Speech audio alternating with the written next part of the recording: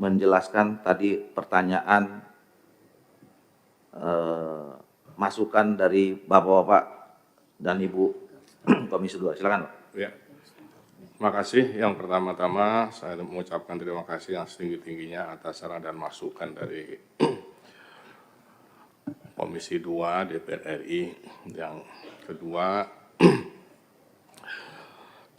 juga mohon maaf soal terkait dengan sosialisasi yang belum maksimal dengan Komisi 2 dan kami berusaha untuk tahun ke depan akan semakin kami tingkatkan. Yang ketiga, terkait dengan peraturan, sebenarnya kami kemarin melampirkan agak mohon izin Pak ya, Pak ini. Nah, di sini sebagian bisa saya bacakan terkait dengan pertanyaan Ibu dan Pak juga.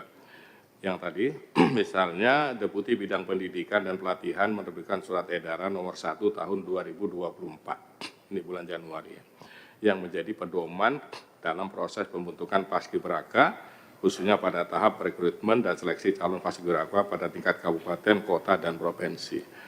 Ya. Saya mohon izin karena BPIP setahu saya memang tidak pernah melarang dan tidak pernah memaksakan pelepasan itu. Ini saya bacakan aja karena sudah tertulis. Pimpinan dan anggota Komisi 2 yang kami hormati, dalam surat edaran dimaksud secara tegas menyebutkan, tanda petik, kutipan, mematuhi dan melaksanakan ketentuan tata pakaian dan sikap tampang Paskibraka pada pelaksanaan tugas Paskibraka. Selain itu telah disampaikan pula penjabaran dan gambaran ketentuan tata pakaian dan sikap tampang Paskibraka. Substansi telah disosialisasikan, disebarluaskan kepada seluruh pemerintahan daerah, kabupaten, kota, dan provinsi melalui surat wakil kepala BPIP. Kemudian di bawah, pada saat pendaftaran, para peserta bakal calon Paskibraka harus melengkapi hal sebagai berikut. Yang pertama, surat pernyataan kesediaan mematuhi peraturan pembentukan dan pelaksanaan tugas Paskibraka tahun 2024. 2. Surat persetujuan orang tua, / wali, dan izin kepala sekolah. Dengan ditandatangannya pernyataan oleh peserta yang mendaftar sebagai calon Paskibraka, persetujuan orang tua / wali, dan persetujuan kepala sekolah, maka seluruh pihak telah memahami dan menyetujui segala hal berkaitan dengan proses dan persyaratan calon Paskibraka. Itu yang paling utama. Jadi BPIP menghormati dan menghargai keyakinan kepada setiap manusia Indonesia kepada Tuhan Yang Maha Esa. BPIP menilai pentingnya untuk menguatkan semangat persatuan dan kesatuan sebagai kepentingan bersama di atas kepentingan pribadi dan golongan.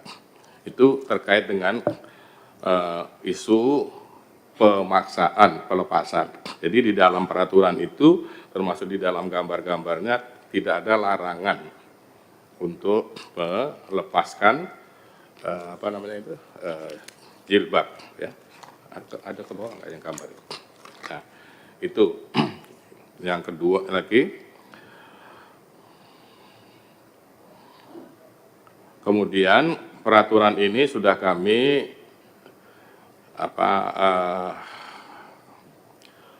melalui proses ya harmonisasi dengan kementerian dan lembaga terkait, khususnya Kementerian Kemenkumham. Jadi dalam rangka menanggapi ini kami memahami aspirasi masyarakat, khususnya Komisi 2 DPR ini, kami mohon dapat mengadakan rapat terlebih dahulu dengan KL terkait yang terlibat dalam proses harmonisasi tersebut. Kemudian,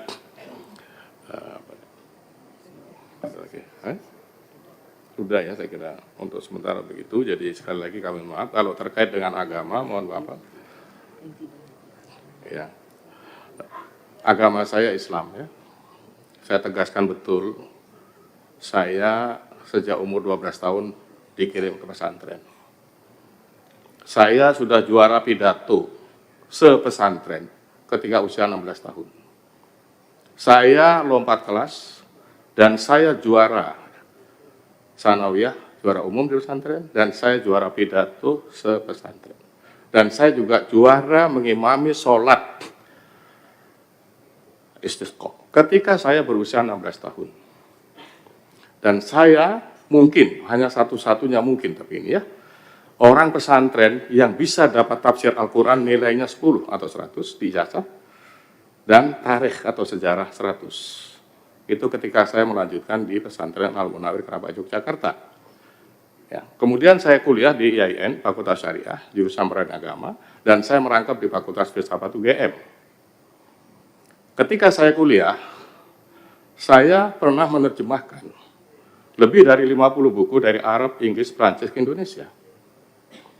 Ya, dan kemudian saya terpilih menjadi salah satu peraih beasiswa untuk kuliah di Kanada, program MA, dan program doktor. Mungkin saya tegaskan sekali lagi, saya mungkin baru satu-satunya dosen PTKIN, Perguruan Tinggi Keagamaan Islam Negeri, yang bisa masuk Fakultas Hukum Harvard Law School, the best law school on earth. Ya. Dan saya pernah menjadi dekan Fakultas Syariah, rektor UIN Sunan Kalijaga, bahkan bapak-bapak, saya pernah menjadi presiden Asosiasi Universitas Islam se-Asia. Sangat jelas. Dan saya pendiri pesantren. Ya. Saya pendiri tarekat. Mohon maaf ya. Saya juga pendiri tarekat. Nah, sangat jelas di sini. Nah, kalau dikaitkan ya dengan kata agama, dulu sudah kami sampaikan pada tanggal 18 Februari 2020. Tapi baiklah saya sampaikan lagi ringkasannya supaya tidak salah paham yang saya maksud. Jadi setiap benda atau makhluk apapun itu terdiri dari positif dan negatif sekaligus. Tugas kita sebagai manusia itu hanyalah mengoptimalkan potensi positif satu benda dan meminimalkan negatifnya sampai pada titik keseimbangan. Kalau bahasa Islamnya i'dilu faqrabul taqwa. Nah, sampai di sini saya mengatakan perekat terkuat kata sara bagi Pancasila itu adalah agama. Jadi kalau kita pecah 4 angka, 4 huruf itu, ya, suku, agama, antar golongan, dan satu lagi apa? Nah, itu kalau kita lihat mana perekat terkuatnya bagi Pancasila. Perekat terkuatnya adalah agama. Tapi jangan salah, kalau dibenturkan, penghancur terkuatnya adalah agama juga. Itu hukum keseimbangan sederhana saja kok. Ya, oleh karena itu dalam cerita saya itu saya katakan Pancasila merupakan kesepakatan atau konsensus atau ijma tertinggi bangsa Indonesia. Oleh karena itu Download Tribun X sekarang. Menghadirkan lokal menjadi Indonesia.